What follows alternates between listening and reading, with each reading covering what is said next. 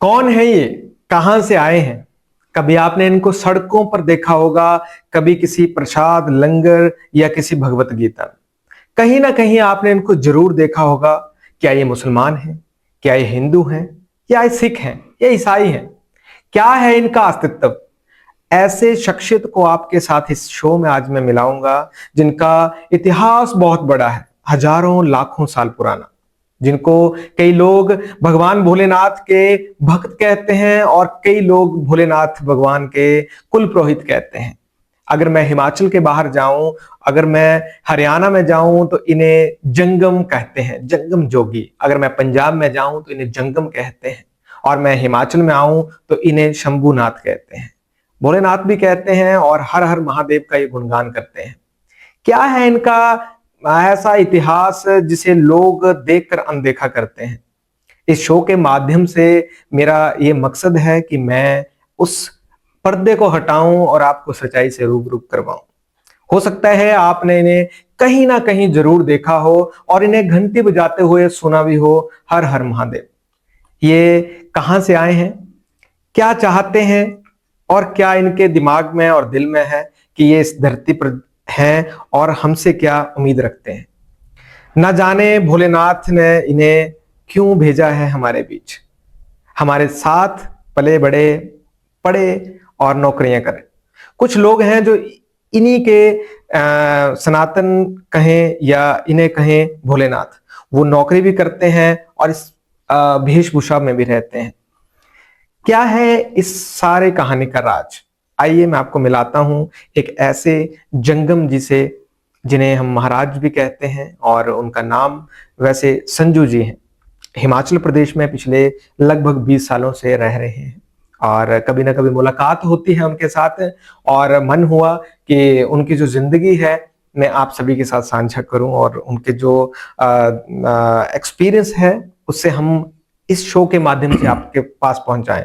आइए स्वागत करते हैं आपके फेवरेट शो बड़का जी आगे में। मैं हूं प्रिंस गर्ग, और आज आपको मिलाने जा रहा हूं मैं एक जंगम जी से, जिनका नाम है संजू जी। आइए इनका स्वागत करते हैं। महात्मा जी, महाराज जी, आपका बहुत बहुत स्वागत है। हर हर महादेव। बहुत बहुत आपका भी बहुत बहुत धन्यवाद। आपके सभी दर्शकों को मेरी तरफ से हर हर महादेव। शुक्रिया जी, हर हर महादेव। महाराज जी, मैं जानना चाहता हूँ कि आप हिमाचल में कब से रह रहे हैं? आपका नाम हमने संजू बताया, क्या और भी कोई नाम है इसके पीछे? क्या कहना चाहेंगे? जब मैं स्कूल टाइम में था तो वहां पे मेरा नाम संजय। अच्छा। तो घर में माँ बहने भाई संजू के नाम से बुलाते थे।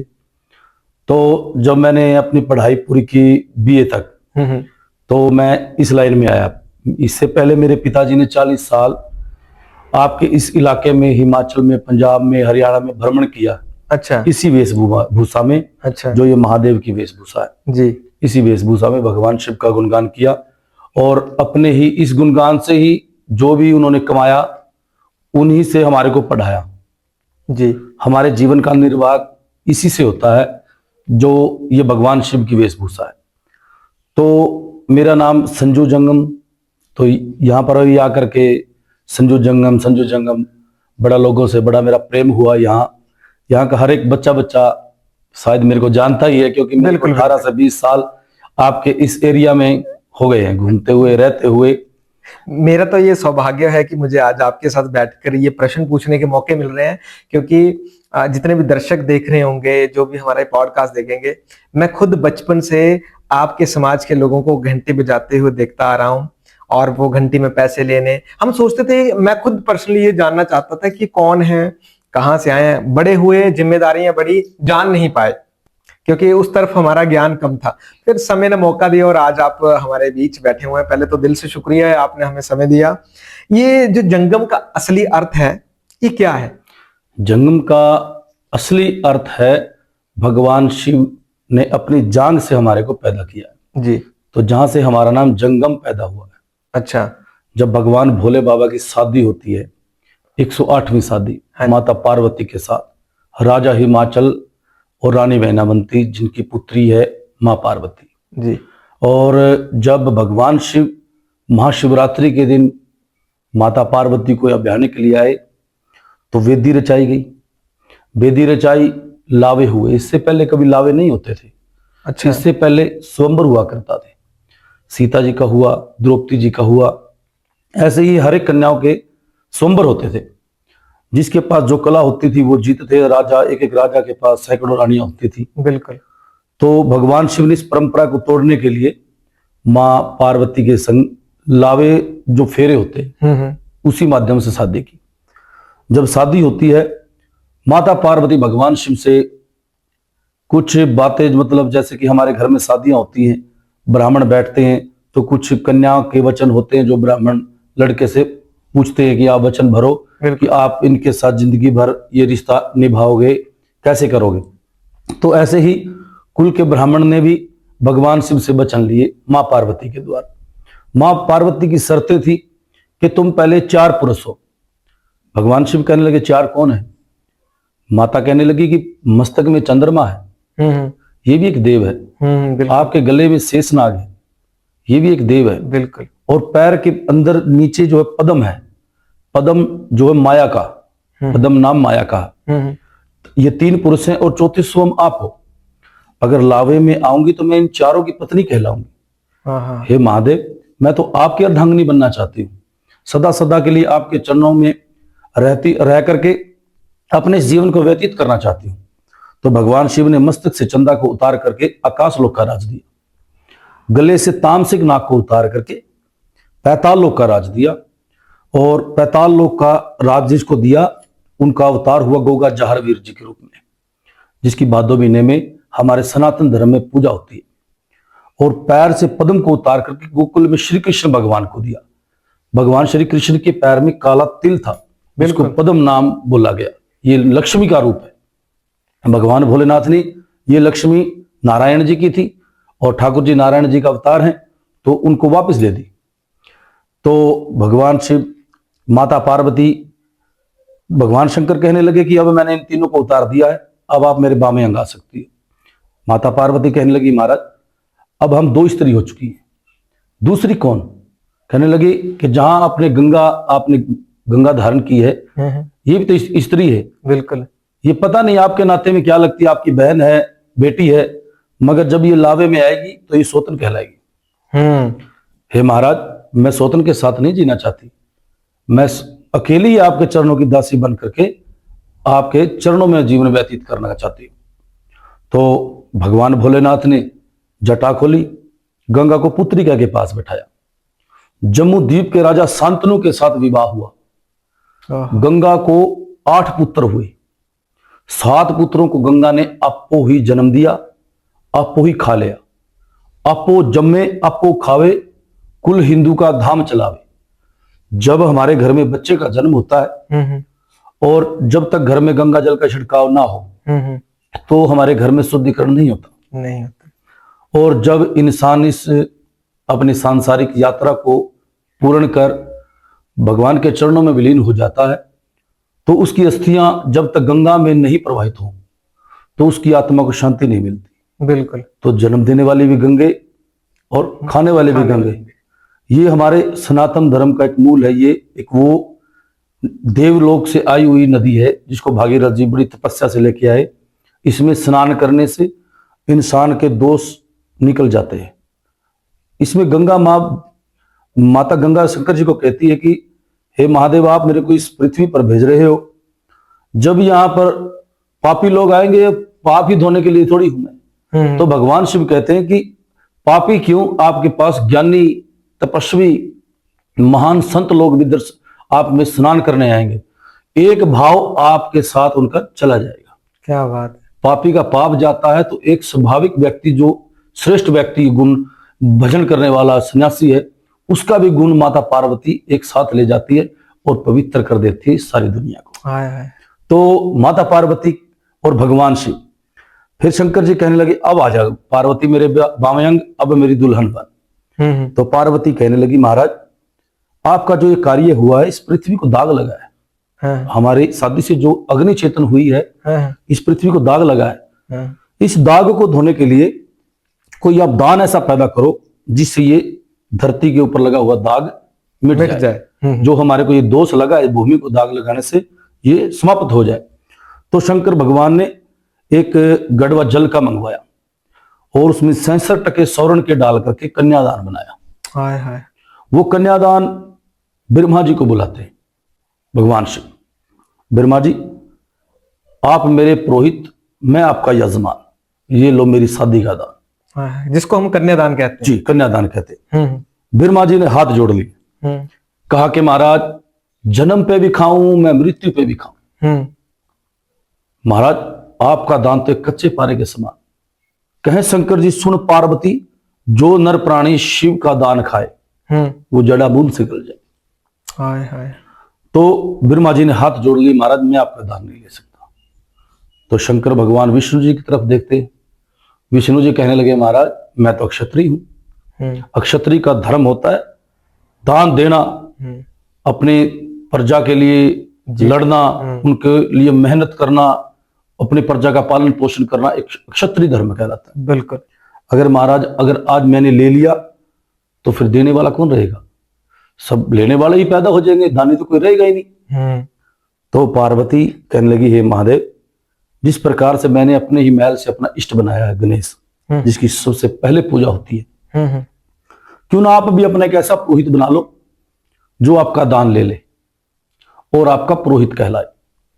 तो शंकर भगवान ने एक कुशा का वो पुतला बनाया, छोटी सी कुशा का पुतला बनाया, और उस पुतले में भगवान शिव ने अपनी जांग में चीरा लगा करके रक्त का संचालन किया।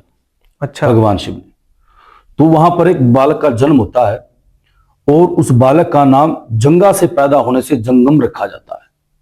अच्छा। तो भगवान शिव कहने लगे, ले रे जंगम, तू मेरा पुरोहित, मैं तेरा यजमान, ये ले मेरी शादी का दान।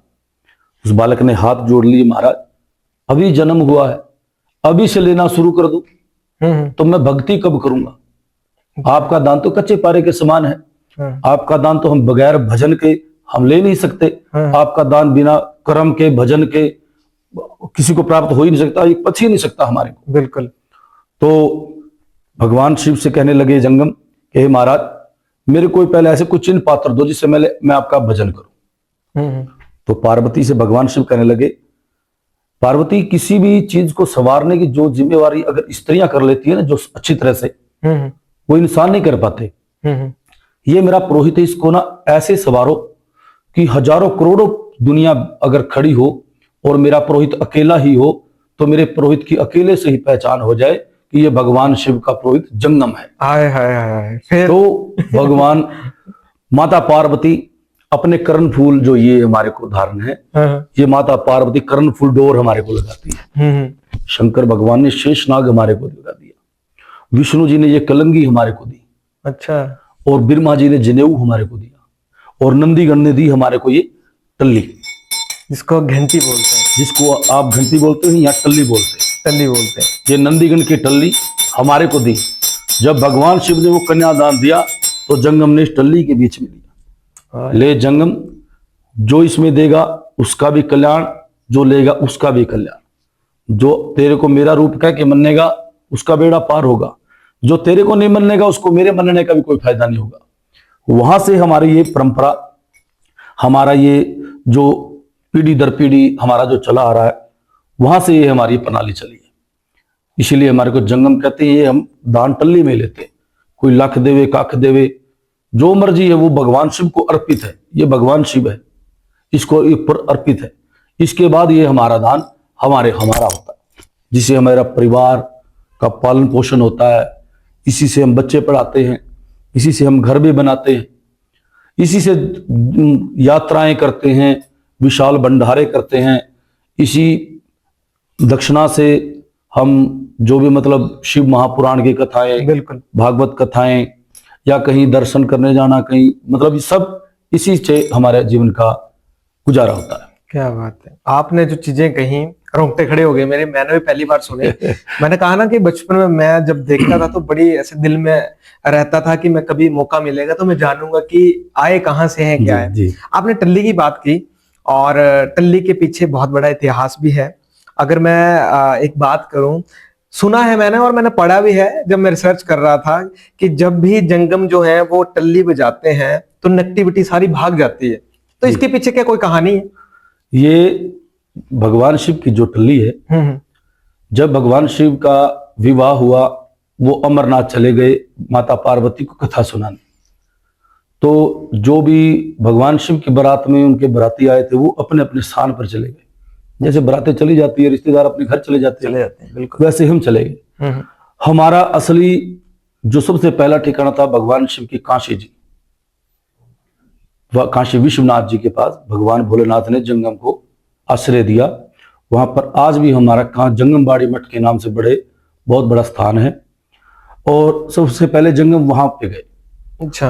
और उसके बाद जब महाभारत का युद्ध हुआ, हजारों साल बीत गए इस बात जी, महाभारत का युद्ध होता है, और जब कृष्ण भगवान ने धर्म अधर्म की लड़ाई लड़वा करके धर्म की विजय करवाई ठाकुर जी ने, तो हमारा जो कुरुक्षेत्र भूमि है उसको देह भूमि कहते हैं। वहां पर हमारे जो भारतवर्ष के ना जाने कितने सूरवीर योद्धाओं ने अपना देह का त्याग किया है। बिल्कुल। तो उस भूमि के ऊपर जब उनकी सबकी किसी ने बलिदान दिया है, हत्याएं हुई, तो उनकी आत्माएं ऐसे भटक रही थी वहां पर, क्योंकि कुल के कुल खत्म हो गए थे कि किसी का क्रियाक्रम करने वाला भी नहीं रहा था। बिल्कुल। तो वहां पर आत्माओं का हाहाकार मचा हुआ था। तो पांडवों ने कहा कि महाराज अब इन सब का क्या किया जाए। तो कृष्ण भगवान जी ने कहा कि आप भगवान शंकर की उपासना करो, क्योंकि वो देव नहीं, वो महादेव है। ये ऐसा देव है, इसके ऊपर भस्म भी चढ़ती है। एक इंसान जब सांसारिक यात्रा समाप्त करके चला जाता है, उसकी भस्म को भी भगवान शिव अपने ऊपर धारण करते हैं। तो ठाकुर जी कहते हैं कि शंकर भगवान ही इस चीज का हल कर सकते हैं। पांडवों ने भगवान शिव की उपासना की। शंकर भगवान ने कहा कि मेरा छोटा सा पुरोहित होता है जंगम काशी जी में, उसको लेके आओ। जहां जहां पर युद्ध हुआ है वहां वहां पर उसकी टल्ली बजेगी। जहां जहां तक टल्ली बजेगी उन आत्माओं को मोक्ष की प्राप्ति होगी, वहां पर शांति ही शांति होगी। तो वहां से जंगम आया। तो इस सारी कुरुक्षेत्र भूमि जो 96 किलोमीटर की हमारी परिक्रमा है, उसमें कुछ डिस्ट्रिक्ट आते, 3 से 4 डिस्ट्रिक्ट है जो कुरुक्षेत्र भूमि में आते हैं। तो वहां पर जंगम ने भ्रमण किया, उन सब का वहीं पर कल्याण हुआ। आज भी वहां ठाकुर जी और भगवान शिव की कृपा से कभी अस्थियां नहीं उठाई जाती। जब किसी की मृत्यु हो जाती है तो वहीं पर उसका संस्कार होते ही उसकी जो मिट्टी होती, स्वा होती है, उसको वहीं पर इकट्ठा करके ओम नमो शिवाय हो जाता है। वहीं पर उसको मोक्ष है। भगवान श्री कृष्ण ने और महादेव ने कहा कि मोक्ष मिलेगा। आज भी मिलता है कुरुक्षेत्र में, ये आज भी मिलता है जी। अगर कोई अंदर मर जाए घर के, कुरुक्षेत्र के, अच्छा कुरुक्षेत्र के वो भूमि जो उसी भूमि के बीच में आती है। अच्छा अच्छा। जहां पर भी वो मतलब वो एरिया है, अच्छा, वहां पर किसी की मृत्यु होती है तो वहां पर अस्थियां नहीं उठती, वहीं पर उसको मोक्ष मिलता है। तो जंगम ने सारी परिक्रमा की और वहीं पर टल्ली बजी। उस दिन से जंगम यहाँ हरियाणा में भी रहने लगे। इसीलिए जंगम लगभग मोस्टली सारे हरियाणा से ही होते हैं। 80% जो जंगम है, 80 या आप 100 के 100% ही समझो, जो जंगम है वो है हरियाणा से। अब जैसे हमारे जंगमों ने पंजाब में कुछ आश्रम बनाए हैं, जम्मू में बनाए हैं, हिमाचल में भी कई जगह बने हुए हैं। तो ऐसे हमारे आश्रम बन गया। जैसे कोई यहाँ पर काफी टाइम से, किसी को 20 साल है, किसी को 30 साल है, ऐसे रहते हुए हो गए। इसलिए इस भूमि से हमारा लगाव, क्योंकि ये देव भूमि है, बिल्कुल ये भगवान शिव से जुड़ी हुई है। यहाँ का हर एक कंकर शंकर है।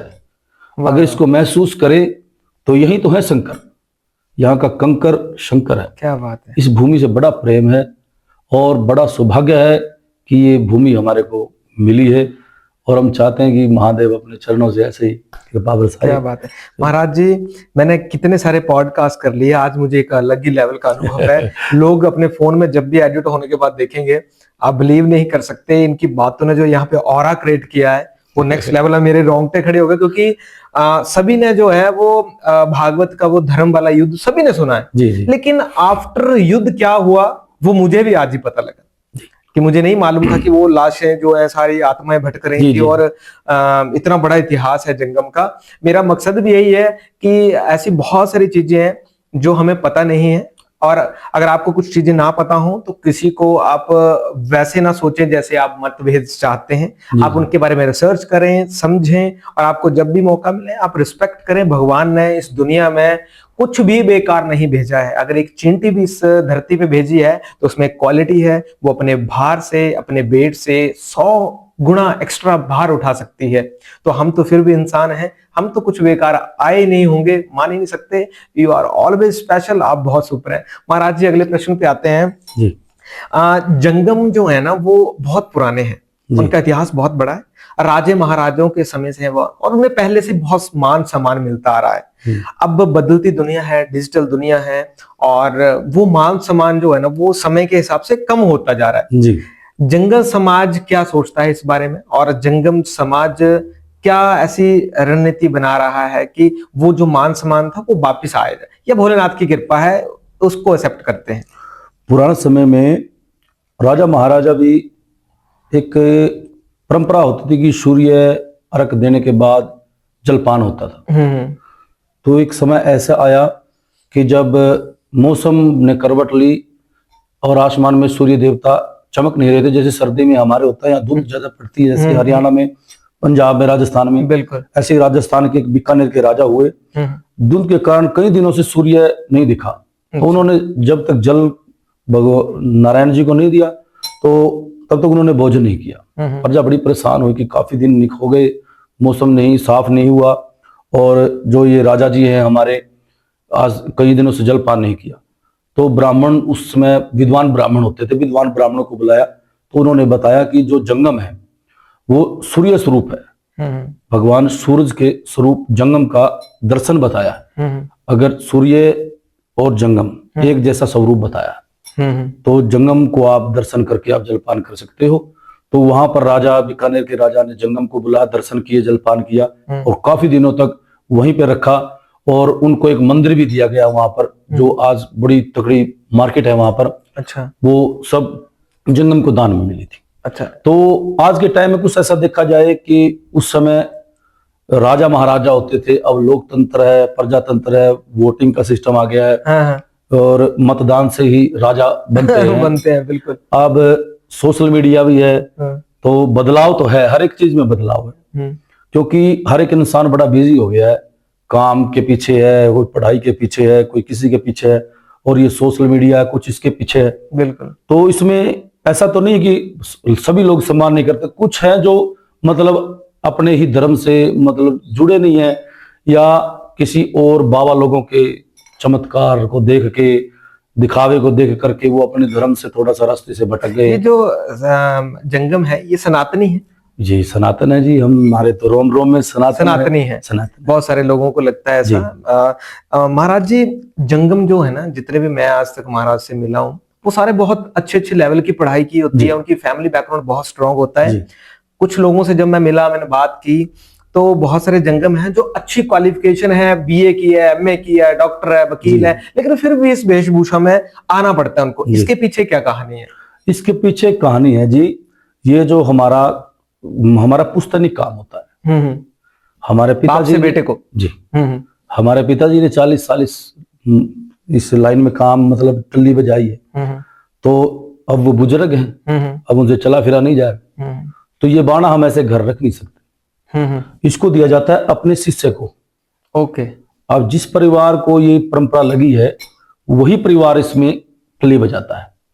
जिस परिवार को ये परंपरा नहीं लगी है वो अपनी नौकरियां करते, बड़ी बड़ी नौकरियां करते, अच्छा है, वो अपना काम करते। आपने कितनी पढ़ाई की है? मैंने बीए की है। और आपके और भाई बहन क्या क्या? मेरे छोटे भाई ने डॉक्टर है, बीएमएस की है। ओके, वो भी टल्ली बजाते हैं? नहीं, वो अपना क्लिनिक पे होते हैं। अब जीवन में एक बार बजानी पड़ती है? हाँ, एक बार तो जैसे मोस्टली बजाते ही है, जैसे शिवरात्रि होती है, महादेव की कृपा ही होती है कि वो खींच लेते हैं अपने आप। अच्छा, चाहे डॉक्टरी छोड़ के उस दिन वो टल्ली बजाएंगे? जी जी, चाहे आप चाहे कर्नल बन जाए, चाहे जनरल। बिल्कुल बिल्कुल जी। हमारे काफी लड़के इंजीनियर हैं, वकील हैं, काफी हैं जो आते हैं बाहर इस शंकर जी की सेवा में, और शिवरात्रि में भंडारा होते ही वो अपने अपने काम पे चले जाते हैं। क्या बात है महाराज जी। आजकल के जो युवा हैं वो अपनी जड़ें छोड़कर कहीं और भी भटक जाते हैं, लेकिन जंगम समाज जो है वो हमेशा पुराने जो इतिहास है, अपनी परंपराएं हैं, उनको आज भी साथ लेके चल रहे हैं। उन सभी युवाओं के लिए जंगम समाज की तरफ से क्या मैसेज है, क्या कहना चाहेंगे? मैं अपने समाज की तरफ से आज के युवाओं को संदेश देना चाहता हूं कि सनातन धर्म जो है वो एक ऐसा विशाल काय बरगद का पेड़ है जो कभी भी सूखने वाला नहीं है, हम्म। क्योंकि हर एक धर्म इसी से बना है। सनातन को खोखला किया है दूसरे धर्म करना चाहते हैं, मगर सनातन तो सनातन है, वो बिल्कुल मजबूत है। और हमारा सौभाग्य है कि हम इस सनातन में पैदा हुए हैं। बिल्कुल। और मैं उन युवाओं को कहना चाहता हूं कि इस सनातन को छोड़ करके अगर आप थोड़ा सा भी भटक जाते हो तो आप मानोगे आप जिंदगी का सब कुछ छोड़ के जा रहे हो। जिंदगी में अगर है तो अपना सनातन ही है। हमारा सनातन ही कहता है कि माँ बाप की कदर करो।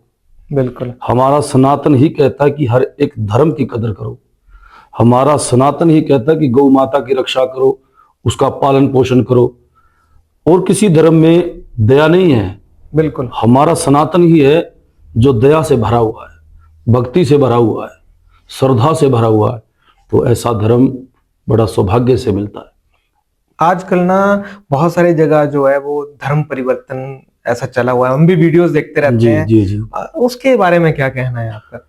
हम भी काफी जगह देखते हैं कि कुछ परिवार बड़े अच्छे ही रास्ते पे होते थे हम्म कि कुछ लोग पैसे का लालच देंगे, हम्म और कोई लालच नहीं देते, पैसे का लालच दे करके उनको ईसाई बना रहे हैं। हम्म और वो बेचारे मजबूर है, कुछ आर्थिक स्थिति कमजोर है, वो अपनी आर्थिक स्थिति को देख करके बिक जाते हैं, अपने धर्म को छोड़ करके दूसरा धर्म अपना रहे हैं। मगर ये एक मतलब रुझान नहीं है कि लोगों को हम सनातन छोड़ दें।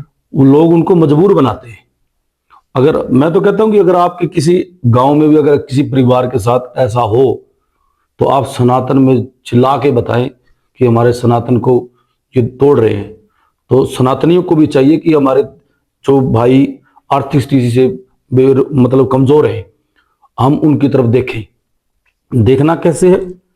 जैसे कोई बीमार है, घर की स्थिति खराब है, बिल्कुल, उसकी हेल्प हो, सहायता हो उसकी। कोई भी संस्थाएं, बड़ी संस्थाएं हैं हमारे बहुत हमारे यहाँ पर चिंतपूर्णी ट्रस्ट बड़ा अच्छा है। और अपना बड़ी मतलब जितनी भी बड़े बड़े संस्थाएं हैं उनको चाहिए कि जो लोग आर्थिक स्थिति से परेशान हैं और परेशान होकर के धर्म छोड़ रहे हैं तो उनकी सहायता करना, उन बेटियों के विवाह करना जिसकी माँ बाप समर्थ नहीं है उसका खर्चा उठाने में, जिसके बच्चे को आगे पढ़ाने में समर्थ नहीं है माँ बाप, तो उनकी मदद करना सबसे बड़ी सेवा है। वाह वाह वाह। आप भंडारे ना लगाओ, भंडारे तो रोटी अगर हम भंडारे में नहीं खाएंगे हम दूसरी जगह खाएंगे, हम अपने घर में भी खा लेंगे, भूखा किसी को नहीं छोड़ते महादेव।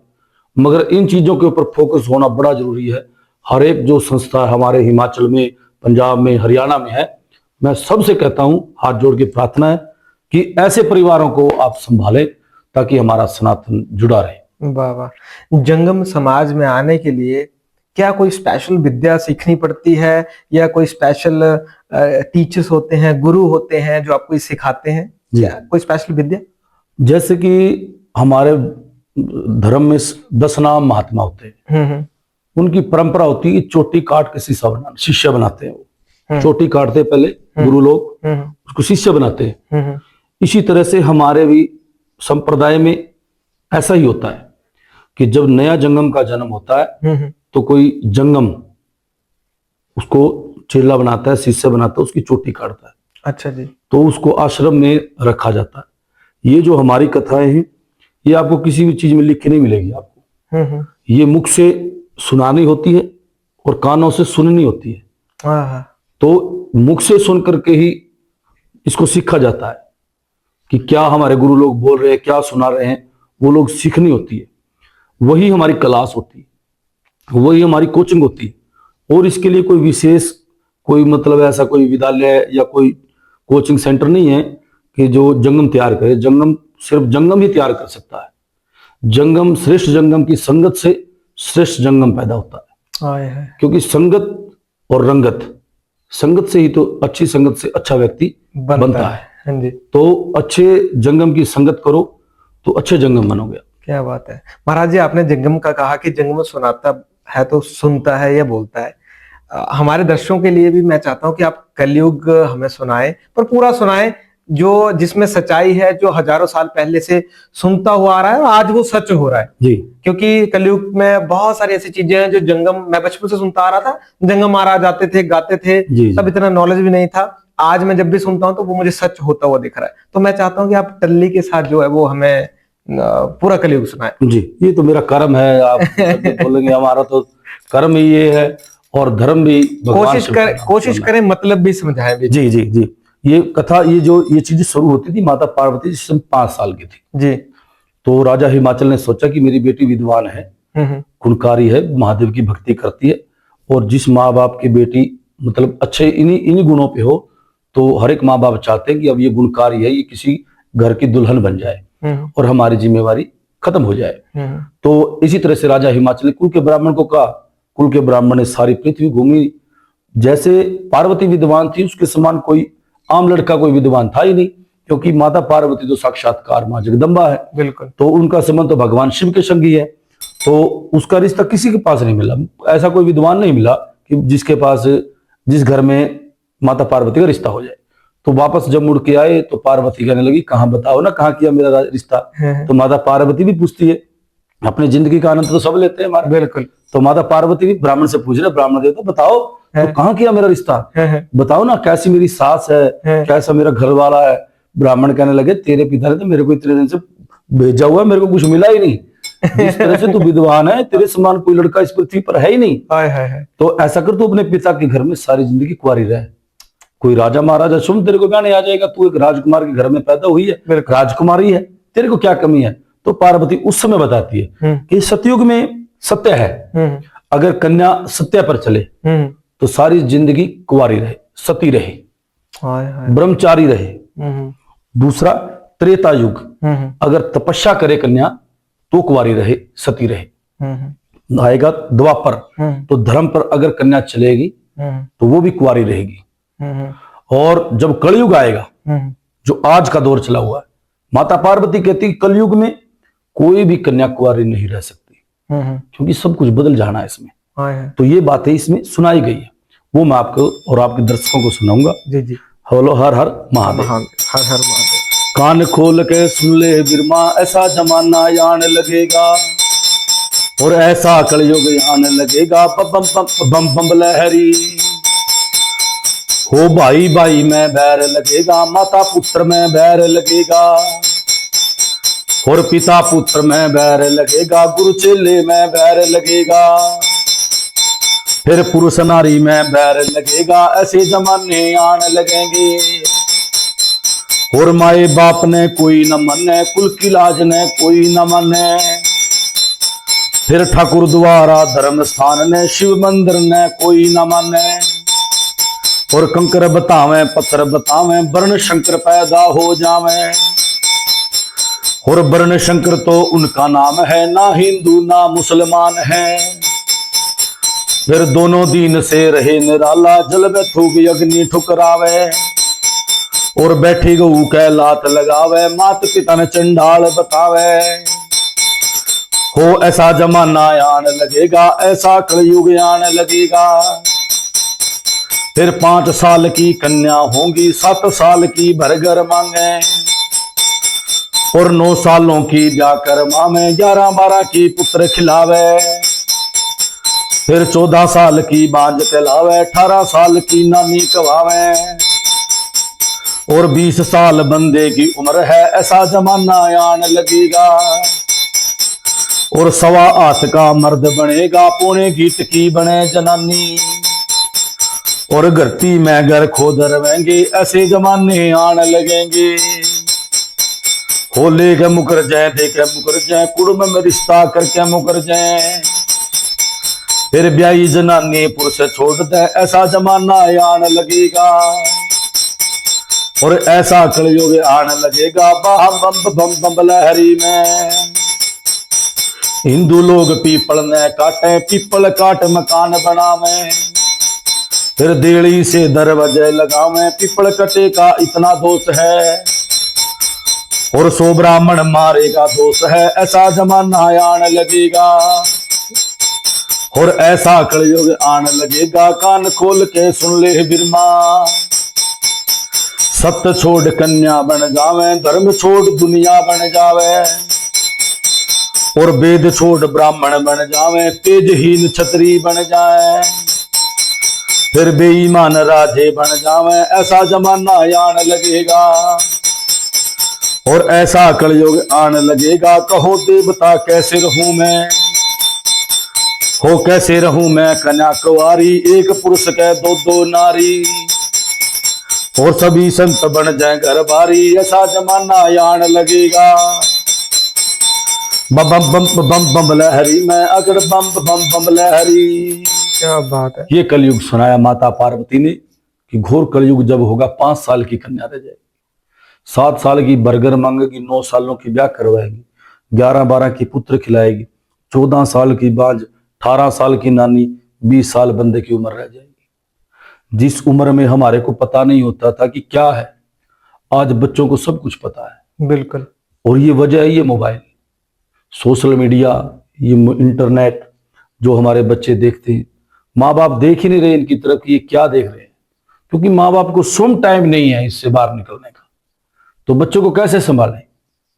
तो मैं तो किसी इंजीनियर से प्रार्थना करता हूं कि ऐसा सिस्टम बनाया जाए कि माँ बाप को पता हो कि हमारे बच्चे ने इतना नेट यूज किया है तो कहाँ किया है। तो इससे हमारे बच्चों पर जो ये बीमारियां फैलती हैं, मैं तो इन चीजों को बीमारियां ही बोलता हूं।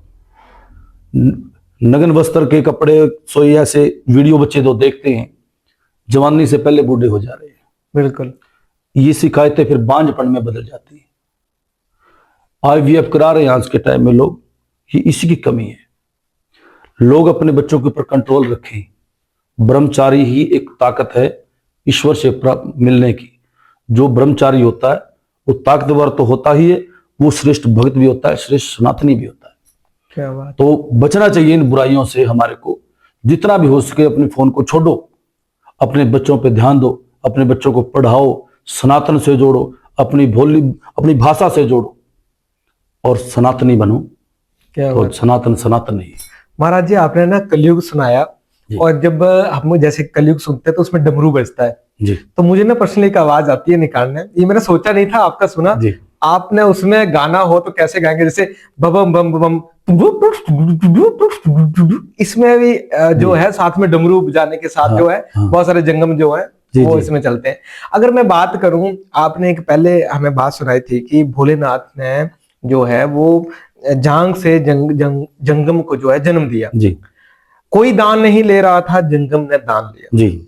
लेकिन जंगम भी इंसान है, वो भी किसी को अपना दान देना चाहता है। जी। तो जंगम किसको दान देता है, और जो जंगम जिनको दान देता है वो आगे किसको दान दे सकते हैं, और ये कहां तक चलता है? देखिए, कहते हैं जी, जो जगत का गुरु होता है वो ब्राह्मण होता है, और ब्राह्मण का गुरु सन्यासी होता है जी। सन्यासी किसको दान देता है? वो जंगम को जी। सन्यासी का पूरा जंगम है। बिल्कुल। तो जंगम किसको दान दे? बिल्कुल। दान देने के बड़े रास्ते होते हैं। सबसे बड़ा दान कन्यादान जी।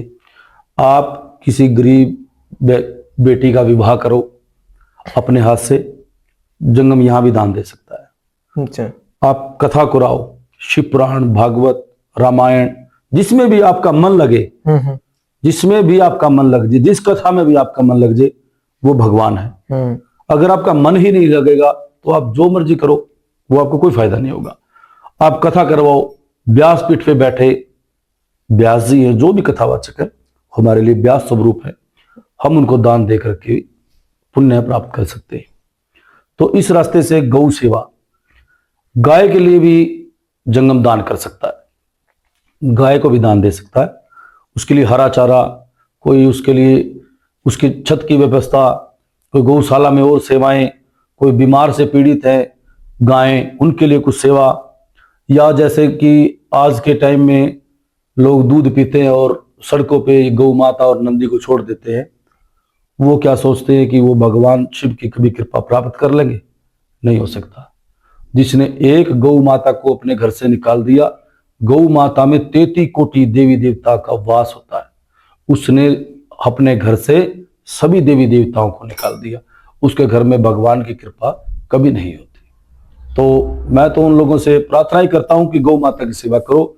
गौ माता हमारे सनातन का जो 4 स्तंभ है वो वही स्तंभ है। सबसे पहले कलयुग गौ माता पर ही प्रहार किए, इसीलिए गौ माता की सेवा करो। आप गौ को ना बिछाड़ो, इसके संग रहो, इससे प्रेम करो। ये बहुत बड़ी सनातन की ताकत है। क्या बात है। मैं बात करूं, जंगम समाज में लोग शादी करते हैं जी और जो उन्हें लड़की चाहिए, जैसे जी। आप जंगम हैं, आपको शादी करनी है तो आपके लिए एक जो कन्या है वो ढूंढनी पड़ेगी। जी। क्या वो स्पेशल किसी जाति धर्म की होती है या क्या वो भी जंगम की ही बेटी होती जी। है? और क्या कोई स्पेसिफिक कन्या के साथ जंगम की शादी होती है? क्या है इसके पीछे कहानी? हमारे जंगम परिवार में जब हमारी शादी होती है तो हमारे ही मतलब बरादरी जंगम परिवार उसी में होती है। मगर हमारे सनातन की परंपरा है कि हम कई रिश्ते छोड़ते हैं, जैसे मामा, बुआ, नानी, दादी, ये गोत्र छोड़ देते हैं। तो हमारे समाज में काफी गोत्र हैं। अच्छा। मेरा कुछ सरनेम कुछ है, किसी का और सरनेम है, उसके आधार पर हमारे रिश्ते होते हैं। हमारे ही समाज में ही हमारे रिश्ते होते हैं। ओके। जो लड़कियां हमारे घर की दुल्हन बन के आती है वो हमारे समाज की बेटियां होती हैं, हमारे समाज की बहुएं होती हैं। उसमें गोत्र और ये कोई गोत्र का विशेष महत्व रखा जाता है। अच्छा। कि लड़के वाले का और लड़की वाले का गोत्र एक ना हो, उसके मामा, लड़के के मामे, लड़की के मामा, उनका गोत्र एक ना हो। ये गोत्र के आधार पे होता है। हमारे हरियाणा में आज भी घूंघट प्रथा है। हमारे माँ बाप ही हमारे लिए लड़कियां देख के आते हैं और उन्हीं से हमारा विवाह होता है। तो हमारा आज भी जो रिवाज चला बड़ा पुराने समय से चला हुआ है। और जंगम भी लव मैरिज करते हैं? जंगम लव मैरिज, जो बाहर जो जंगम का काम करते हैं वो इस चीज से बड़ा दूर होता है। ओके। जो लड़के बड़े बाहर निकलते हैं, पढ़ते हैं, फॉरेन में रहते हैं, कोई अपना बिजनेस करते हैं, वो इस समय को देखते हुए जो मर्जी कर सकते हैं। लव मैरिज आज के टाइम में कोई बड़ा काम तो रहा नहीं है, छोटा सा ही हो गया है। मगर है तो ये गलत ही, माँ बाप की भावना को ठेस पहुंचती है। ऐसे बच्चा, कोई भी लड़का लड़की किसी को करना नहीं चाहिए। मगर हमारे परिवार में जो हमारा जंगम है, जिसने ये स्वरूप धारण किया है, वो अपने माँ बाप के ऊपर डिपेंड करता है। वाह वाह। आप हिमाचल प्रदेश में अभी कहाँ रहते हैं और कितने समय से रह रहे हैं? मैं हिमाचल में आपके ऊना डिस्ट्रिक्ट के अंब में रहता हूँ। अच्छा। और अंब में रहते हुए मेरे को कम से कम 15 साल एक ही मकान में हो गए हैं। वाह वाह वाह। मेरे मकान मालिक जो बाहर रहते हैं, उन्होंने कभी मेरी 1 या 2 बार ही भेंट हुई है। अच्छा। उनके मकान में रहते 15 साल से रहते। क्या बात है। कहते हैं मालिक देखना हो तो उसके पास कितना पुराना ड्राइवर है और कितना पुराना नौकर है, उस मालिक की पहचान होती है। जी जी जी। तो अगर जंगल समाज में इतना ईमानदार होंगे, इसीलिए वो 15 साल से एक ही जगह रह रहे हैं। जी जी जी। मैं तो दिल से आपकी बहुत ज्यादा रिस्पेक्ट करता हूं। और अगर मैं ये आपकी जो घंटी है, जिसको हम लोग और क्या कहते हैं, टल्ली। टल्ली, ये जो टल्ली में सारे जो जंगम है वो गाते हैं, फिर उसी में पैसे मांगते हैं जी। इसका क्या जो है वो? देखिए, दान कोई भी है, कहते थान को मान है। जगह, अगर किसी जगह पर आप बैठे, उस जगह को भी मान है, जगह वाले को ही माना जाता है कि प्रॉपर दुकान पक्की किसकी है। तो ये है वो पात्र, बगैर पात्र के कोई दान भी नहीं होता। किसी को भी देख लो आप, जिसका भी ब्राह्मण है उसके पास पोथी पुस्तक है, आप उसके ऊपर दान देते हो। जंगम है, ये उसकी टल्ली है, ये हमारा पात्र है। ये स्पेशल टल्ली होती है कोई? ये स्पेशल टल्ली होती है। इसमें जीवन दान भी डलता है? जी, ये जो टल्ली होती है सर, ये यहाँ नहीं मिलती। ये स्पेशल ही हमारे, जैसे हमारा एक डेरा जम्मू में है। अच्छा। रेशम घर कॉलोनी, बड़ा पुराना डेरा है हमारा। वहाँ के कारीगर है, वहाँ वो इस टल्ली को बनाते हैं। और इंडिया में कोई नहीं बनाता? कहीं भी नहीं मिलेगी आपको। मेरी टल्ली ले जाओ, कोई कॉपी भी कर दे। अच्छा, बनेगी नहीं? बने। जो ये स्वरूप है, ये भी कोई विशेष कलाकार ही बनाते हैं, जो अब तो बड़े बुजुर्ग कोई रहा नहीं। और फिर इसकी जो पूजा पाठ करके प्रॉपर जो नियम अनुसार है, यही है जीवन की। आजकल के ना महाराज जी, कुछ लोग हैं जो महाकाल के भक्त कहलाते हैं, कोशिश करते हैं, क्योंकि रील्स का जमाना है आजकल, लोगों को रील्स डालना बड़ा पसंद है, टैटू करा लेते हैं, महाकाल के भक्त कहलाते हैं। वो दिखावा करते हैं, क्या वो सच में भक्ति है कि सिर्फ दिखावा है? देखिए, टैटू कराने के मामले में, टैटू ये शौक ही है, ये अपना शौक है। इसको मैं भक्ति तो क्या कहूंगा, ये शौक ही है। क्योंकि जब टैटू बना होता है, इंसान कोई घर में भी है, गृहस्थ जीवन भी यूज करता है, तब भी तो वो महादेव की मूर्ति हाथ पर बनी होती है। और कोई पार्टी में गया है किसी के साथ, कोई बैठ के कुछ और खा पी रहा उसके साथ, तब भी वो हाथ पे, मतलब उससे वो प्रभाव ठीक नहीं है। आप टैटू बनवाओ, अच्छे बनवाओ। महादेव का टैटू बनवाना तो आप अपने दिल में बनाओ, तो उसके होके दिखाओ, उसको आप रोज अभिषेक करो, उससे वैसे प्रेम करो। भगवान शिव बड़े निराले देवता हैं, उनकी भक्ति में बड़ा आनंद है। ये टैटू बनवाना तो अपना एक निजी शौक ही है, शौक की बात नहीं है। और रही बात तो भगवान भोलेनाथ के लिए कुछ लोगों ने एक बहाना बनाया है कि भगवान भोलेनाथ जो गांजा आदि का पान करते थे, लेकिन मुझे ये सच नहीं लगता। आपको क्या लगता है, सिर्फ ये बहाना है भोलेनाथ का नाम लेकर गांजा आदि का सेवन करना, कि सच में ऐसी कोई कहानी है, व्याख्या है?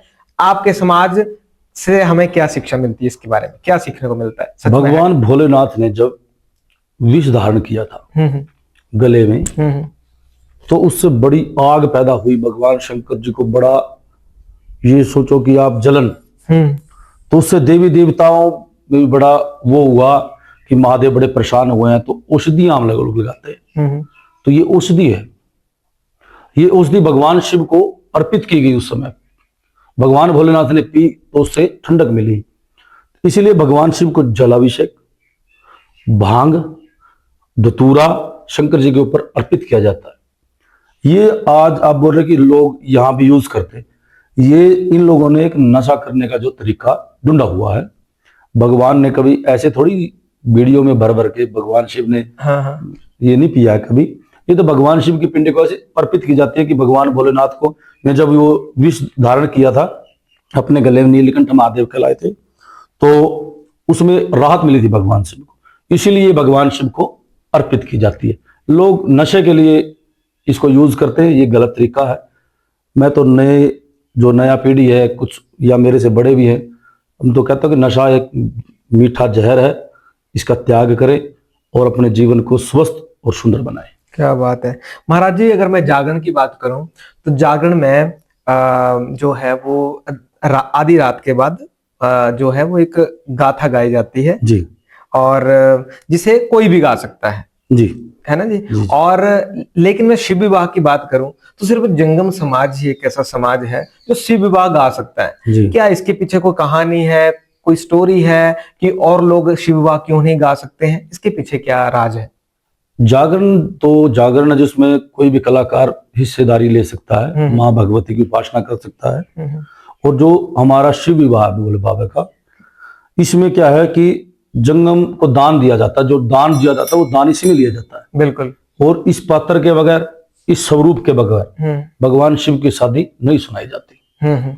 तो इसलिए ये विशेष जो भगवान शिव की शादी है, ये जंगम ही सुनाता है।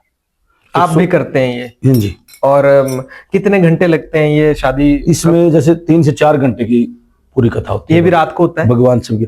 हाँ जी, ये रात को भी हो जाता है, कई जैसे समय और सुबह भी हो जाता है, दिन में भी हो, जब मर्जी भगवान शिव की भक्ति आप जब मर्जी करें। अगर किसी का मन हो, अगर आपके साथ कांटेक्ट करना हो, तो मैं महाराज जी का नंबर डिस्क्रिप्शन में डाल दूंगा, आप इनसे कांटेक्ट कर सकते हैं। पर्सनली बहुत जल्दी हम भी अपने परिवार के सहित जो है वो शिव विवाह सोच रहे हैं, ऐसा हम भी महाराज जी को बुलाएंगे। महाराज जी, ये जो शिव विवाह के पीछे की कहानियां हैं, तो उसमें क्या क्या सुनाया जाता है और उसमें क्या कोई पर्टिकुलर ऐसा कोई सिस्टम रहता है? इसमें सबसे पहले जैसे भगवान शिव और माता पार्वती, सती जो 107वें जन्म में माता सती थी, उस समय उसके जीवन के ऊपर प्रकाश डाला जाता है कि कैसे नारद मुनि जी ने उनको बताया कि आप एक भगवान शिव की अर्धांगिनी हो। भगवान भोले बाबा एक ऐसी कथा जानते हैं जो नर प्राणी जीव जंतु सुन ले वो अमर हो जाए, और आज तक तुम्हारे को नहीं सुनाई। अच्छा। तो नारद मुनि जी कान भरते हैं सती के, तो सती भगवान शिव जी रुष्ट हो जाती है कि आपने मेरे से इतनी बड़ी बात छुपाई है, मैं आपसे बातें नहीं करूंगी। तो भगवान भोलेनाथ उनको बड़े तरीके से मनाते हैं कि जानते हैं कि अगर औरत जात को कोई भी सच्चाई पता लग जाए तो उनको जब तक वो बात किसी के साथ शेयर नहीं करेगी तो उसको वो खाना हजम नहीं होता है। ये खासकर विशेषता होती है ये देवियों की कि इनको सच्चाई बातें पचती नहीं है, ये एक दूसरे के साथ शेयर करती है। तो भगवान शिव जानते थे कि अगर इनको कथा सुनाई तो इन्होंने सारी दुनिया अमर कर देनी है। बिल्कुल। तो एक तो यहाँ पर प्रकाश डाला जाता है, और एक माता पार्वती का जन्म, उसमें राजा हिमाचल ने कहा था कि मेरे को पुत्र नहीं चाहिए, अच्छा। क्योंकि भगवान शिव एक ऐसे देव हैं जो किसी को दूध या किसी को पूत दे सकते हैं, तो वो देवों के देव महादेव दे सकते हैं। बिल्कुल। नारद मुनि जानते हैं कि हिमाचल के भाग्य में 7 जन्मों तक औलाद नहीं है। अगर उसके भाग्य में औलाद लिखेंगे तो स्वयं भगवान शिव लिखेंगे। तो भगवान भोलेनाथ ने अपने ही भक्त को पार उतारने के लिए अपने ही मतलब जीवन साथी का त्याग किया, मां सती का, और पार्वती रूप में उनका जन्म हुआ। वाह वाह। तो यहाँ पर कन्याओं के विशेष कर कन्या के ऊपर मैं प्रकाश डालता हूँ। किसी भी जागरण में जाता हूँ तो मैं कहता हूँ कि बेटियां बचाओ और बेटियां पढ़ाओ।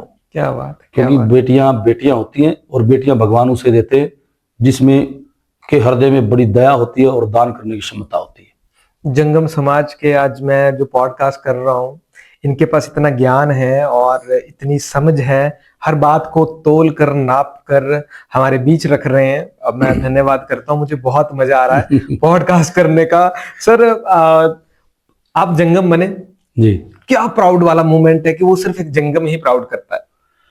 मैं प्राउड करता हूं कि अगर मैं जंगम ना होता तो मेरे को ये कथा नहीं मिलती, मेरे को ये स्वरूप नहीं मिलता, मेरे को जितने भी संतों से मैं मिला हूं उनका संग नहीं मिलता। क्या बात है। और मैं कहता हूं कि मैं जहां पर भी मेरे को कथा सुनने का मौका मिल जाए मैं कथा सुनने बैठ जाता हूं, क्योंकि जो मैं आज किसी को सुनाता हूं मैं सब सुन के ही सुनाता हूं। क्या बात है। क्योंकि मैंने लोगों से के बीच में बैठ के वो बातें सुनी हैं और वो चीजें महसूस की हैं। और मैं ये तो नहीं कहता कि मैंने भगवान के दर्शन किए, मगर मैं ये कहता हूं कि भगवान शिव हमेशा इस स्वरूप के साथ रहते हैं। क्या बात है, क्या बात है। आज तक भी आप कई इतिहास उठा के देखें, कहीं पर भी यात्रा गए हैं, कहीं पर भी गए हैं, इस स्वरूप में जंगम की मृत्यु नहीं हुई। क्या बात। ये महादेव ने वो साक्षात्कार, एक कहावत है ना, अकाल मृत्यु वो मरे जो काम करे चंडाल का, और काल उसका क्या करे जो भक्त हो महाकाल का। जब तक ये स्वरूप हमारे ऊपर है तो काल भी हमसे दूर है। क्या बात। महादेव का बड़ी कृपा है और मैं प्राउड करता हूं, मैं अपने समाज पर, अपने माँ बाप पर, अपने धर्म पर कि मैं जंगम बना, ये वेशभूषा मेरे को मिली। क्या बात है। शिव महाकाल जो हैं, जिनको हम शिव जी भी कहते हैं, उनकी ऐसी कोई बात जो हमारे समाज को पता ना हो लेकिन जंगम के पास वो एक राज हो, ऐसी कोई बात, ऐसी कोई खजाना जो आपसे हमें कुछ ग्रैब करने को मिले। देखिए, भगवान शिव 3 लोक के मालिक है, यहाँ तीनों लोग उसका भजन करते हैं, मगर मैं कहता हूं कि जो भगवान शिव का दिल से भजन करता है, मतलब उसका अटूट प्रेम उससे करता है, जैसे कि हम अपने घर में अपने बच्चों से करते हैं, जितना प्रेम अपने बच्चों से करें, अपने जीवन साथी से करें, अपने माँ बाप रिश्तेदारों से करें, अपने कोई और फ्रेंड से करें, अगर इतना ही प्रेम भगवान शिव से कर लें तो मैं कहता हूं कि आपका जीवन ऐसे चमकेगा कि जैसे लाइटें चमकती है, तारा चमकता है। वाह वाह वाह। महाराज जी, सोमवार के व्रत कहा जाता है भगवान भोलेनाथ को आपने प्रसन्न करना हो, क्या सच में ये भोलेनाथ के लिए व्रत होता है, या क्या इसमें फायदा होता है या नहीं होता है, या एक गन्ना है, ऐसा कुछ है पीछे आ रहा है लिखा हुआ? देखो, ये जो 7 दिन बने हुए हैं सनातन धर्म में, हर एक दिन हर एक देवताओं के लिए अर्पित किए गए जी। इसी तरह से सोमवार भी भगवान शिव को अर्पित किया गया है, क्योंकि माता पार्वती ने रुद्र अभिषेक श्रावण महीने में अपनी 5 साल की आयु में सोमवार के दिन करना शुरू किया था। अच्छा। इसीलिए सोमवार की जो ये परंपरा ये चली है कि आप सोमवार को भगवान शिव का उपवास रखो तो भगवान शिव आपकी मन की कामना बहुत जल्दी पूर्ण करते हैं। क्या तो ऐसा कोई मंत्र छोटा जो जिस दिन व्रत रखे उस दिन गुनगुनाए, या उससे बाद में भी गुना सकते हैं? भगवान शिव का सबसे प्रिय और सबसे आसान एक ही मंत्र है, वो है ओम नमः शिवाय। इसका ही जाप करने से जिंदगी पार हो जाती है। क्या बात है। महाराज जी, महाकुंभ की ओर चलते हैं थोड़ा सा। महाकुंभ में अब ऑनलाइन देख लो, डिजिटल प्लेटफॉर्म पे देख ले, या जाके कोई देख ले, वहां पे जंगम जो है बहुत ज्यादा मात्रा में देखने को मिलते हैं और बहुत सुंदर सुंदर बन के भी आते हैं। जी। मुझे पर्सनली प्रैक्टिकल तौर पे जाने का मौका नहीं मिला, लेकिन मैं डिजिटल दुनिया से जुड़ा हुआ हूं तो मैं वीडियोस के माध्यम से देखा है। ऐसा क्या रीजन है कि वहां सबसे ज्यादा जो है वो महाकुंभ में आपको जंगम देखने को मिलते हैं? हमारे धर्म में एक मतलब परंपरा है कि जब कोई भी गृहस्थ जीवन, कोई भी गंगा पे स्नान करने जाए, वहां पर बैठे हुए ब्राह्मणों को दान देते हैं, क्योंकि गंगा में स्नान किया है तो गंगा के लिए कुछ ना कुछ तो दान वहां पर ब्राह्मण को करना पड़ता है। जी। क्योंकि एक नरसी नाम का एक भगत हुआ जो बड़ा कंजूस होता था। घरवाली ने हट की कि गंगा जी नहाने चलना है। नहाने गए। ठाकुर जी ने सोचा कि आज फंस गया, यहाँ तो दान हर एक किसी को करना पड़ता है। बिल्कुल। तो ब्राह्मण बन के आ गए ठाकुर जी। बोला कि दान दो। बोलता जी अब तो है नहीं मेरे पास पैसे, आपको पैसे, हमारे को तो पता ही नहीं था कि यहाँ पैसे लेके आना होता है या कुछ और दान दे के जाना पड़ता है। आप ऐसा करना, मेरे वहां जूनागढ़ गुजरात में आ जाना, वो मेरा घर है, मैं वहां पर आपको दान दूंगा। तो ठाकुर जी ने फिर वही ब्राह्मण का रूप बना करके वहां पहुंच गए। तो वो ऐसा कंजूस था कि उसने ना अपना सांस ही रोक लिया, बोलो कि मर गया ये। अंतिम समय जब अस्थियां उसकी अर्थी उठाई ना, तो ठाकुर जी ने बोला कि क्या साथ लेके जाएगा, आंखें खोल, मैं तेरे को क्या दिखाता हूँ। तो ठाकुर जी ने अपना जो नारायण रूप दिखाया, तो वहां से उसको लगन लग गई कि बस कुछ नहीं है जिंदगी में, है तो वो नारायण है। क्योंकि गंगा जो है वो ऐसे ही पार उतारती है। तो सनातनी गंगा में स्नान करके दान देते हैं। इसी तरह से साधु महात्मा है। साधु जब स्नान करेगा तो जंगम को दान देगा, क्योंकि भगवान शिव ने अपना पुरोहित कह के मन्या है, दशनाम ने अपना पुरोहित कह के मन्या है। दशनाम में हम किसी भी महात्मा के पास चले जाए, बड़ा आदर सम्मान होता है हमारा। और मैं तो सदा ही दिल से कहता हूँ कि सत्य सनातन धर्म, दशनाम की जय। जय बात, क्या बात है। बीते दिनों हिमाचल प्रदेश के जो डिप्टी सीएम है मुकेश अग्निहोत्री जी, उनके साथ ना आपका एक वीडियो वायरल हुआ था। जी। मेरे पास भी पहुंचा था। वो क्या कहानी थी, क्या ऐसा? वो बड़ा अच्छा वीडियो था और मेरे आप घंटी बजा के उनको सुना रहे थे। हाँ जी, ऊना में एक बड़ुही के पास सदाशिव मंदिर बड़ा ही फेमस है। हाँ। वहाँ के जो चेयरमैन है, वहाँ के जो सेवादार प्रधान है प्रवीण शर्मा जी, वो बड़े मेरे अजीज मित्र हैं। तो उन्होंने बड़ुही के पास दिलवा गांव में शिव रुद्रा फिलिंग स्टेशन के नाम से पेट्रोल पंप का उद्घाटन किया। अच्छा। वहां पर पहले बाबा रुद्रानंद आश्रम से हेमानंद जी पहुंचे थे जब मां चिंतपूर्णी यात्रा के आए थे। तो उसके कुछ दिन बाद 5 तारीख को डिप्टी साहब जो मुकेश अग्निहोत्री जी उसके उद्घाटन के लिए पहुंचे थे। तो प्रधान जी से मेरे को भी निमंत्रण पहुंचा था। तो मैं वहां पर पहुंचा, तो वहां पर ऊना की क्या आपके पूरे मतलब हिमाचल की वीआईपी सेलिब्रिटी बैठी हुई थी, भोजन किया।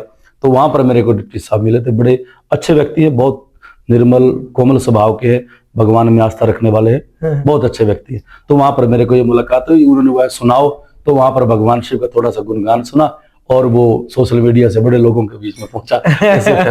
मेरे पास भी आपका वीडियो जी था। जी। महाराज जी, आप हरियाणा से हैं जी। और हरियाणा एक ऐसी स्टेट है इंडिया की जहां सबसे ज्यादा स्पोर्ट्समैन निकलते हैं जी। और आपके नजदीक से भी होंगे जहां आपके घर हैं, वहां से भी बहुत सारे। आप हिमाचल वालों के जो यूथ है हमारे हिमाचल का, उनके लिए क्या मैसेज देना चाहेंगे? मैं मेरे हरियाणा के लिए कहना चाहता हूँ कि देशों में देश हरियाणा, जहाँ दूध दही का खाना। हाँ, बिल्कुल। हमारा खाना पीना जो है वो साधारण है, दूध है, दही है, मक्खन है। इस चीज के ऊपर हमारे लड़के ज्यादा निर्भर होते हैं। और वहां के बच्चों में खेल की बड़ी भावना होती है, खेलना है, आगे जाना है, मेडल लेके आना है। और हमारी गवर्नमेंट ने भी किया है कि मेडल ले आओ और नौकरी पाओ। बिल्कुल। तो मैं यहाँ के बच्चों को भी कहना चाहता हूँ कि स्वास्थ्य एक ऐसी कुंजी है, बस आपके लिए जिंदगी भर वो काम आने वाली। बिल्कुल। आप नशा छोड़ दो और शरारतें छोड़ दो, इधर उधर का खाना छोड़ दो, आप स्वस्थ खाओ, दूध दही खाओ, मेहनत करो, योगा करो, जिम वगैरह आती है ये ज्वाइन करो, एकेडमिया वगैरह में जाओ आप और दौड़ो, आप भी मेडल लेके आओ। और मैं तो हिमाचल सरकार से भी कहना चाहता हूँ कि जो बच्चा आपका मेडल लेके आए, आप उसको अच्छी सी नौकरी दे दें। बस बच्चों में ना फिर देखना कितना उत्साह होगा खेलने का, आगे बढ़ने का और नौकरी पाने का। क्या बात है। जंगम के लिए सफलता क्या है? जंगम के लिए सफलता, सबसे सफलता तो ये है कि हमने सनातन में एक छोटी सी पहचान पाई है कि हम भगवान शिव के हैं। सबसे बड़ी सफलता तो मेरी यही है। और इसके पश्चात सफलता ये भी है कि हम अपने परिवार का अच्छे से पालन पोषण भी इसी माध्यम से कर लेते हैं। एक जो जंगम का रूप धारण करता है, इसके अलावा वो और भी कोई काम करता है कि उसी से उसका घर चलता है? जो जंगम का स्वरूप धारण करता है वो जंगम का ही काम करता है। ओके, इसी से आप बच्चे पालते हैं, इसी से आपका जो है घर चलेगा, इसी से आपका गुजारा होगा। जी जी। हमारे दर्शकों के लिए कोई स्पेशल मैसेज आपकी तरफ से, आपके समाज की तरफ से या पूरे सनातन की तरफ से, कोई स्पेसिफिक ऐसा मैसेज जो आप हमारे साथ शेयर करना चाहते हैं? मैं आपके दर्शकों को आपके चैनल के माध्यम से बताना चाहता हूँ कि आप जो ये मेहनत कर रहे हो जी, और सनातन धर्म को मतलब इतना अच्छा आगे तक लेके जाने की आपकी सोच है, मैं कहना चाहता हूं कि आपके चैनल का साथ देना चाहिए। जी शुक्रिया। बहुत ज्यादा लाइक करें, सब्सक्राइब करें, शेयर करें, आगे से आगे इस चीज को बढ़ाएं, क्या बात। ताकि हमारे प्रिंस जी हैं इनको और उत्साह मिले आगे तक जाने का। जी जी। और मैं कहता हूं कि भगवान आपको सदा कामयाब करे। आप जिस रास्ते से चल रहे हो बहुत अच्छा रास्ता है, आपको भगवान जल्दी कामयाब करे। क्या बात है, क्या बात जी। है। दर्शकों, आज ये एपिसोड बहुत मजा आया, बहुत अच्छा लगा। आपको अच्छा लगा हो आप शेयर जरूर करिएगा। आई होप आपको बहुत अच्छा लगेगा। जो सच में सनातनी है उनके लिए स्पेशल एपिसोड था। और आप हमारा ये शो देखते रहिए। तब तक के लिए राधे राधे, जय महाकाल, जय महादेव। और बड़का जी को फॉलो कर लेना। शुक्रिया जी, थैंक यू, बाय बाय।